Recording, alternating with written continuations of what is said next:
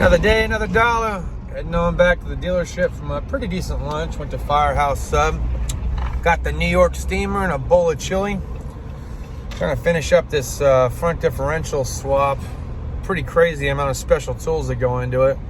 And then for tonight's festivities, we got to get back to that 5.4 liter. Make sure all the fluids are there. Maybe we got AC in. Oh, this guy took my parking spot. Hopefully we got another refrigerant bottle in so I can wrap that up. And then our inline 6 cylinder head came back from the machine shop, so we'll see if we start that today.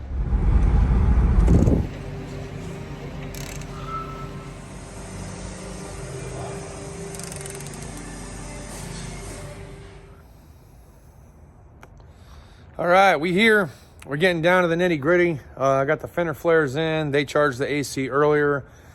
I just put the oil filter on, dumped oil in. I got to get coolant.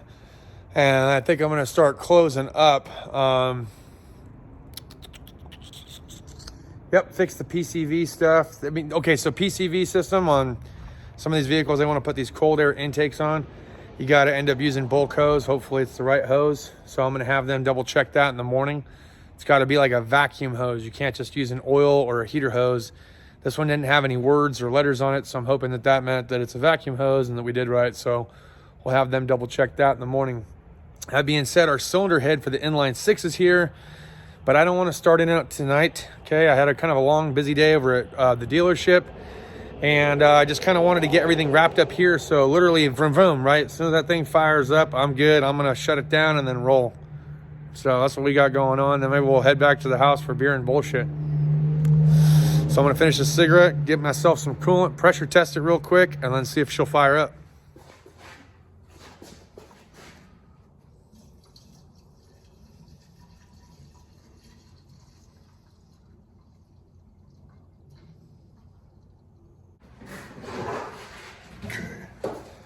So Shane's got this Cornwell MSM 14,000P cooling system adapter kit.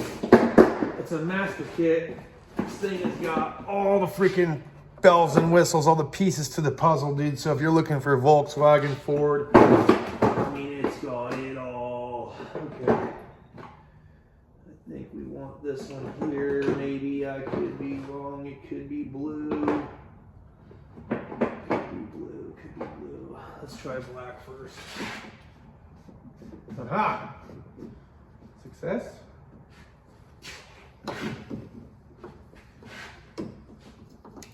That's right. Success is the only option.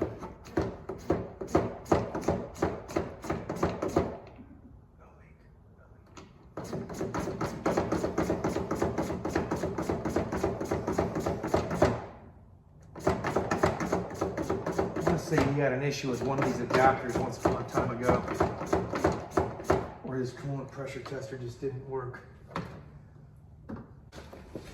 That's all right. You know why? Because Joey has the same kit. All right, let's try again, shall we?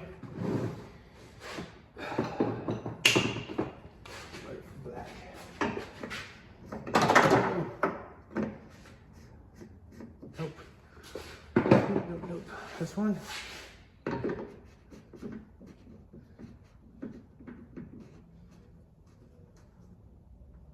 Ooh. I don't feel comfortable with that one, actually. This one I do.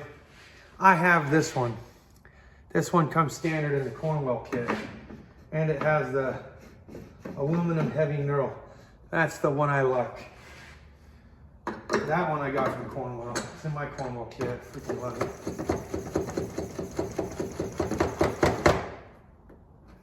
How are you bleeding off already?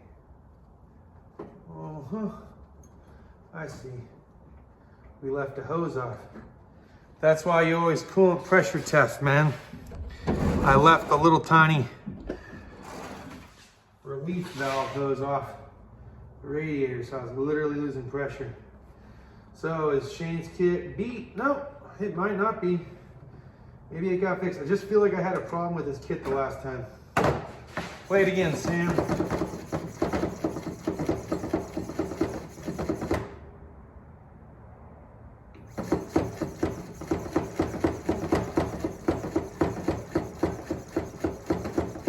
lot of air in this system.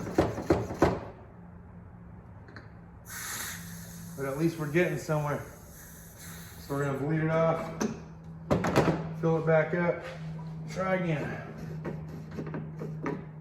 Yep, bottle's nearly empty.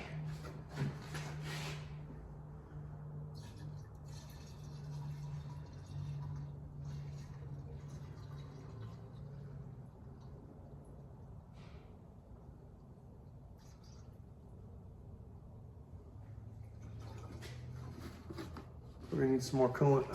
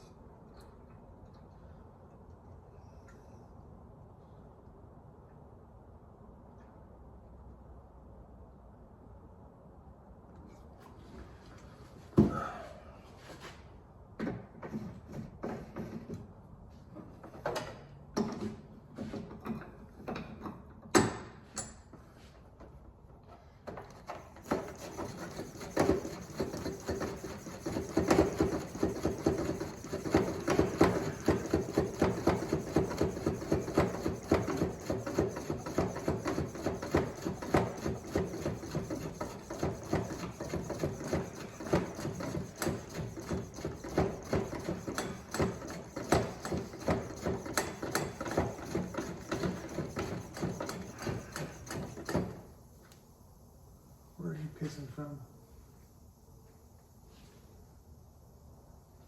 I hear it.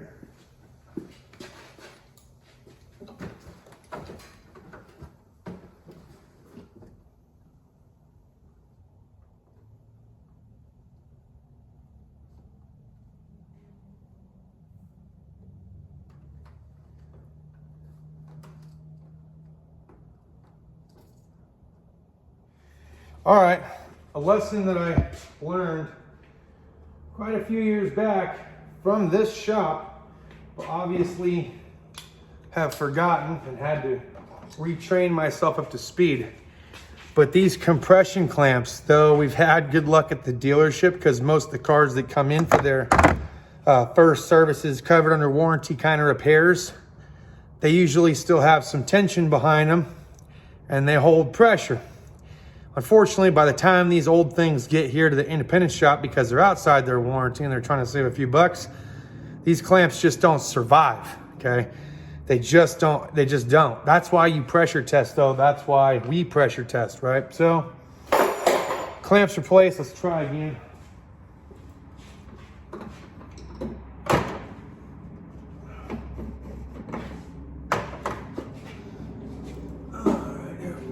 Push this flash left in here.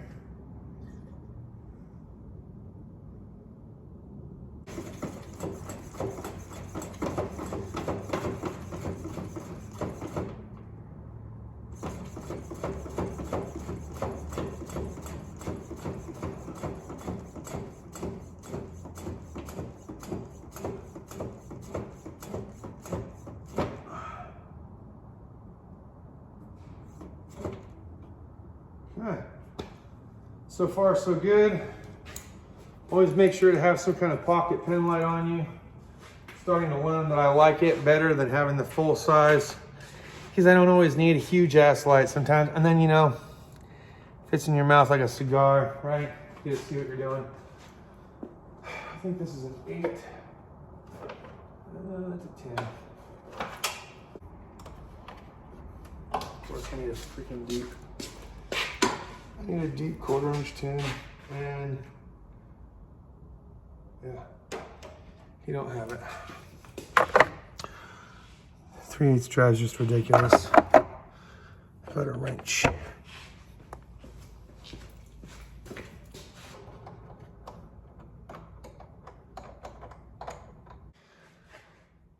Okay, tonight's question and answer goes like this. If I'm doing a coolant pressure test, can I still fire it up? Yes, you can. It's not gonna hurt it. NEK system goes under natural pressure when there's a cap on it anyways.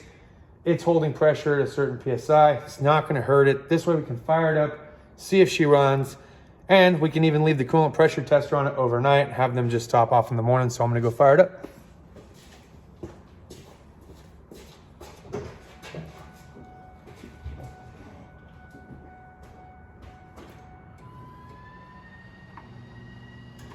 I just like to cycle the key a couple times to get fuel back up into the system.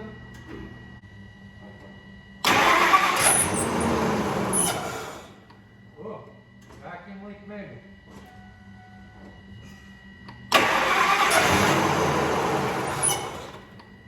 Doesn't like something.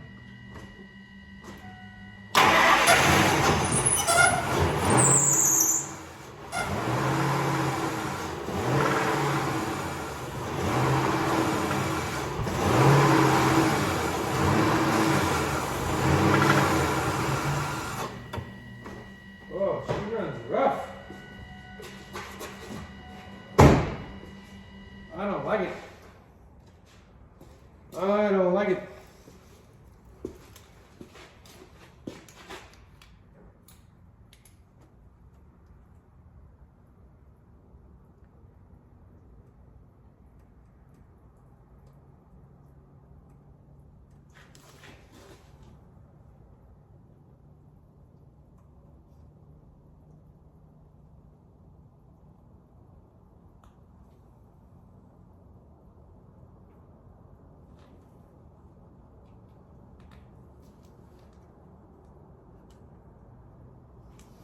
I just don't like it. Now I know I gotta put power steering fluid in.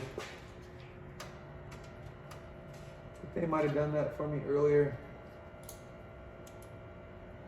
No, of course not.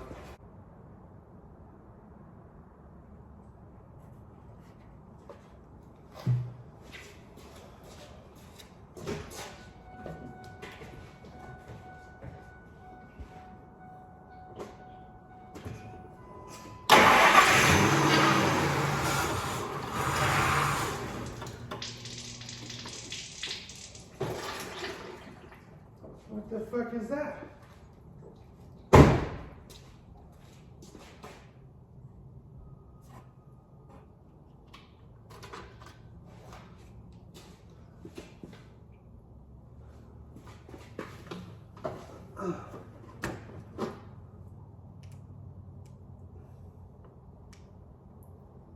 Cochina problem after cochina fucking problem, man.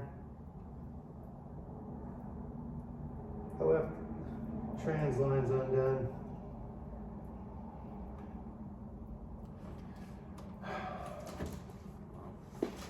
Great.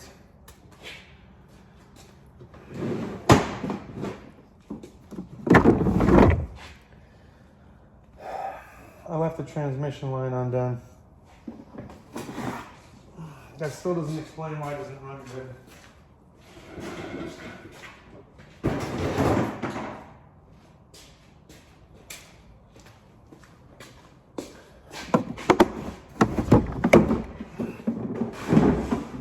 All right, I got the 2 transmission cooler lines hooked back up.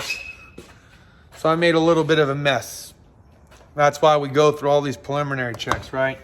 All right, the other issue, vacuum leak, right? Mondo vacuum leak. This aftermarket freaking hose setup thing that they have going on here. Now it no longer reaches, so I'm sure that popped off. Now I gotta find a hose clamp for that. We'll try to start it up again.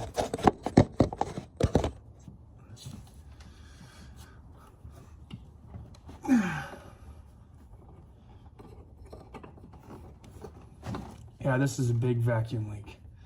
This for sure would make it to where it won't stay running. For sure. It goes to the back of the intake. So that would explain a lot right there. And then once this thing's warmed up, we're gonna have to add a little transmission fluid, cycle through the gears, make sure everything's on the up and up since we lost a little bit on the ground from when we removed it and lost a little bit on the ground from when I didn't put the lines back. Okay, play it again, Sam.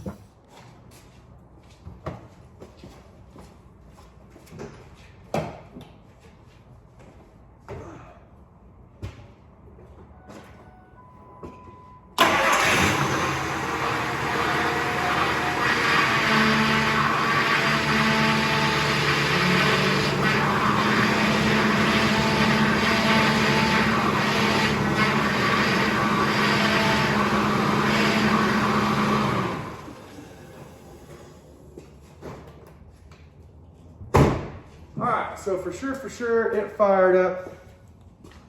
That's good. Our cooling system held pressure. We're gonna cap it for now. We're gonna take another look at our power steering here, as I'm sure it's low.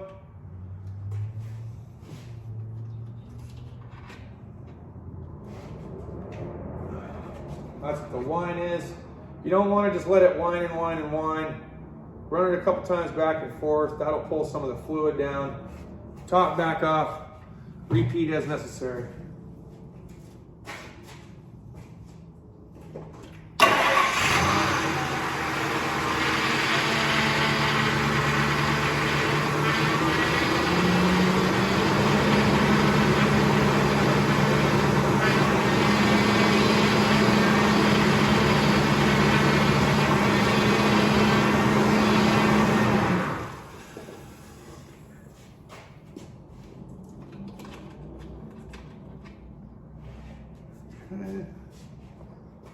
She's a little aerated still.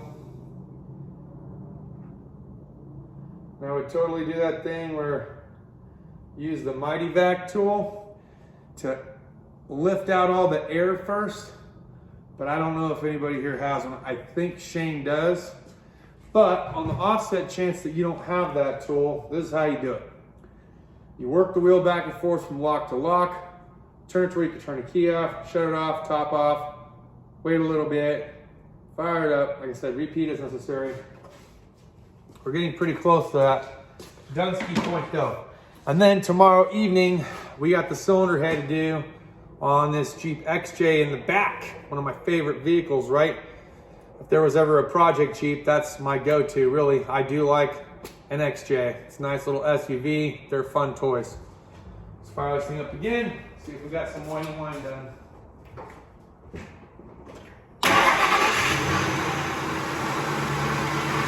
Yeah, it's getting quieter.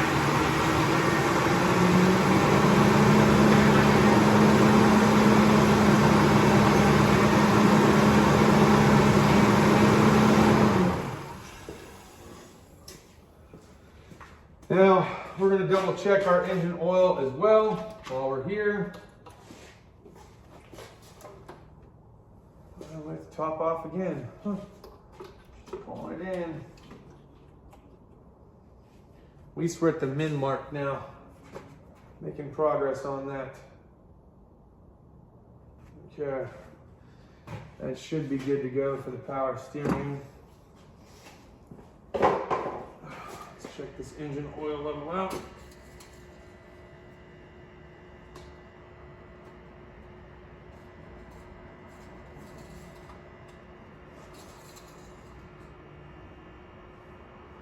That's at the top, that's good. We're gonna pull the transmission dipstick and see if there's a cold indicator on there. If there is, we can just take care of that now. Let's see. And there is, cool. So now we're gonna fire it up, let it run, go through the gears, and see where our level is.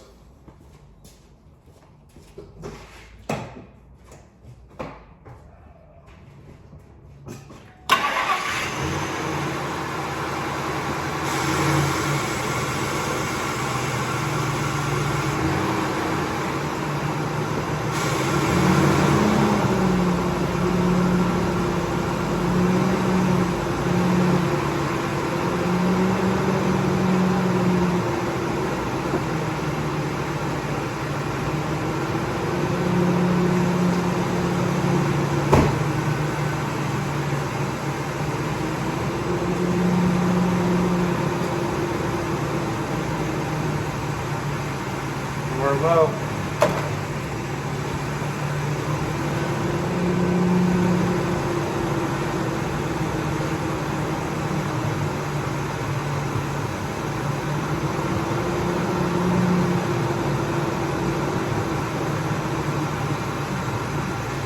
If you don't see it on the dipstick, that's at least 1 quart. There was probably about a quart and a half in here. So I'm gonna dump that in. We're gonna do the same thing.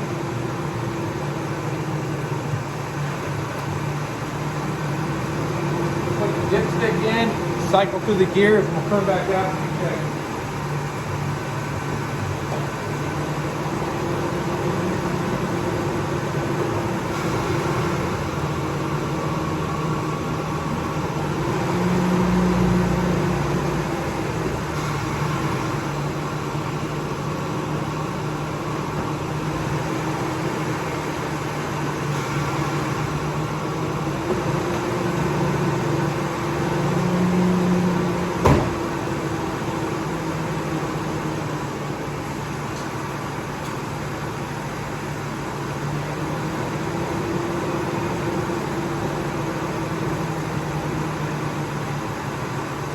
Okay, now we're at the add mark, so about a half a quart low. But that's why you want to start off, if you don't see it on the stick, start off with at least 1 quart, go from there. All right, guys, I'm going to top this transmission off, get this thing buttoned up, send my report back to the owner, and then we out of here. We'll be back at the house for beer and bullshit.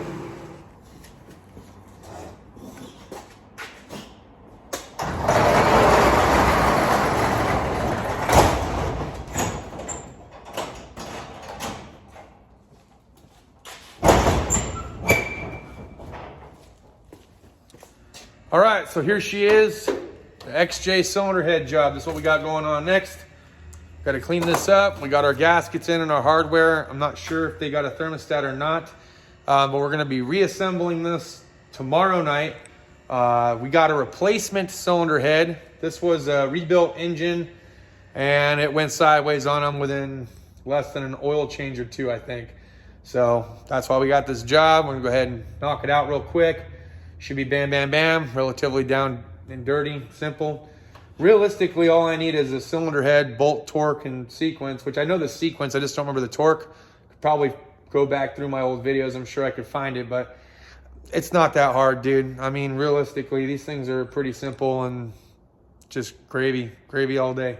So we're gonna do that tomorrow. Figured I'd just go ahead and show you guys real quick. I'm gonna go ahead and grab my cordless. And we out of here. Yeah, all right. Probably can't see me all that well. It's dark as fuck, right? It's about 7:30, 8 o'clock at night. I just got done wrapping up that engine job on that 5.4. You guys know what we have ahead of us. The beer and bullshit part of things. So here we go. All right, so this is a new chapter in my life. I'm really learning a lot about myself, a lot about my limitations, okay? A lot about my non-limitations. Limitations for heavy line jobs when it comes to engine stabbing. It's always nice to have an extra set of hands, okay? I, myself, am not a huge fan of stabbing an engine without having another set of hands to make sure I can get around those wiring harnesses, make sure I can line it up. And there are certain tweaks and things that I don't know how to do, like on these recessed Triton engines. Dude, those things are a nightmare. They sit too far back, and the torque converter itself is studded, so there's no like throwing a bolt through. It's studded, so you have to make sure everything's lined up. Aside from that, putting everything back together, even though it's been about 2 weeks now, I think, maybe 3. We had some back and forth. We had some issues with LKQ. That's just how it goes, okay? When people try to save a buck and you get a bunk engine, you have to wait for another one to come in. They'll warranty it out. They'll exchange it, no big deal. But you're down again. You're down a bay. You're down parts. You're down your labor. You're waiting to get the engine cleared up. There was a couple of other miscommunicational aspects, too, when it came to hardware and certain things that were still attached to the engine that left and went as a core. That kind of hung us up a little bit, too. Whereas if I would have been there like a Monday through Friday and I was like 8 to 5, then that would have made sense, because I could have been like, hey, let me take this thing off before they take the engine, but I wasn't there. So just some little stuff like that I'm learning. But I mean, like, overall, I'm getting more familiarized with like working by myself, okay? There are a lot of things that I would have been like, yo, can I get an extra set of hands? Can I get a help or whatever? And I'm like, you know what? Let me see what else I can get done in the meantime. And then, you know, we'll come back at it and I'll get like maybe 5 to 10 minutes of help before they end up taking off. Because it's the end of the day. They're trying to go home to their families and stuff. and I'm here working the swing shift, so to speak. So I'm actually learning what it's like to replace engines, transmissions, and stuff like that by myself, not having any extra added help, no one to call on, just trying to figure it out. So in that regards, this is a different side of the mechanic world that nobody talks about. How about working solo mio? Now, yeah, I'm not talking about valve covers and shit like that, all right? I'm talking about transmissions and engines and even cylinder heads and certain things that you might need help guiding into position, or maybe like lifting this one thing or prying this one thing down. So I'm learning all this on my own and like how to do it on my own. And I think that's just going to better prepare me for later down the road if I ever decide to open my own shop, because like, well, you know, now I'm working in the wee hours of the night and I'm doing it solo mio. So it's like, I don't have that extra set of hands. I don't have that extra brain. I might need to walk away for a second or two, rethink, regather myself. But for the most part, you know what? As long as I have all the shit and parts and gaskets and things in front of me, I'm good to go, man. I'll just run through it. So I'm learning a lot, actually. You know, but hey, look, I work at the dealership during the daytime, work at the independent shop during the night. But I'm telling you, at the nighttime when I'm doing my heavy line stuff, I'm actually learning how to like take things apart and put them together and just trying to figure them out. And since there's no one else to call upon, I really don't have anyone else to rely on other than myself. So to take that extra second to think about things as they are, to be like, okay, you know what? In order for me to complete this, I need this tool. They don't have it. I need to bring it.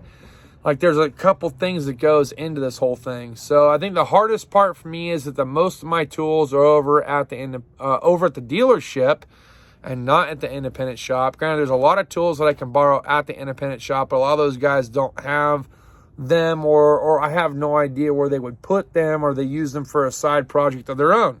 Everyone has side projects. As a mobile, basically heavy line mechanic, it's kind of cool, dude. I mean, I'm there, I'm figuring it out, I'm doing it one day at a time, one step at a time, trying to make a few extra bucks, try to put myself back on track and put myself back in a better financial position in life. You know, I don't like being reliant on everybody else to like sponsor me and endorse me and everything else. Like I've been so focused, like between working at the dealer and now being back at the independent, even part-time.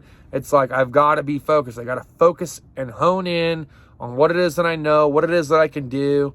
Like, we're not messing around anymore. We're getting after it in a big, big way. So that's just it. That's my drive. A lot of people wonder when I sleep. You know, I feel like 6 hours of sleep is pretty sufficient, but you know, overall, you know, I go to work during the day, I work in the evening, I come home, I shoot the video when I can shoot the video. Other times I can't. I'm just trying to get it done, son. I'm trying to make that money and cruise on. I hope you guys are learning a little bit from me as we're going through this. At least now you guys can see what it is that I'm going through. I can't always show you everything all the time, and I most certainly can't be showing you anything over at the dealership, really. It's just one of those things, man. It's one of those things. So it is what it is at the end of the day. I'm working, I'm grinding, I'm doing me. I try to watch what I can on YouTube when I can. I don't have time to follow everybody, but I do try to watch some of the videos that some of you guys post, and you know, I find a lot of enjoyment out of it. So I appreciate your guys' support. I'm still supporting you guys, so I love it. I live it every day, every night, every weekend. Yes, I still find time for family. Somebody was concerned that I was like ignoring family time. I definitely put forth family time, okay? Might not seem like it, but I tie it in there. Somehow, some way, I tie it in. So I guess it's the life that I chose to live. You know what I'm saying? That's all I got for this video, go. Cheers to those of you that have your beers. I hope you're enjoying your work week. Okay, I think we're getting ready to get into hump day, or we're past hump day. I don't know. I don't keep track of the days anymore. I just keep track of the jobs. That's all I got going on for me. We'll see you guys next time. Cheers and deuces.